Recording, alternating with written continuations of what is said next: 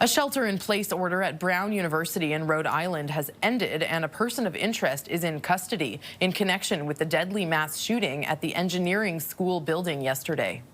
Everybody is reeling, and we have a lot of recovery ahead of us. So my main goal in the coming days and weeks and months, it will take a long time, is to bring people back together and help them feel safe and secure on campus. The shooting erupted Saturday afternoon in the engineering building of the Ivy League school in Providence, Rhode Island, during final exams. 2 students were killed with 9 others injured.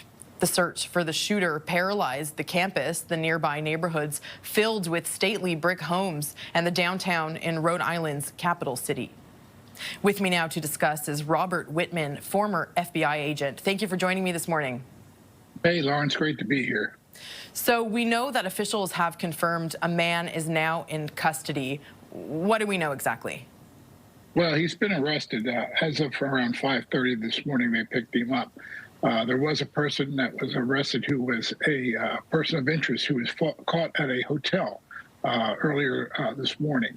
So they stopped the shelter-in-place calls at around 5:30, which would indicate to us that he was picked up at that point. And he's probably the suspect that's being looked at as being the perpetrator. So now that a suspect is in custody, what is the next priority for police? How do we expect this to play out? Well, they're going to go out and conduct the interviews. They're going to follow all the leads. They're going to look for surveillance, ubiquitous surveillance all around the area. They're going to check out his home, his residence, to see if there's any kind of evidence in that spot. They have to be very careful that the person did not leave like an IED or some type of explosive device in the house. So when they make their entry with their search warrants, they're going to be very careful about that. But I think at this point, it's going to be gathering evidence to give to the U.S. Attorney or the Attorney General, the DA, to make this a prosecution.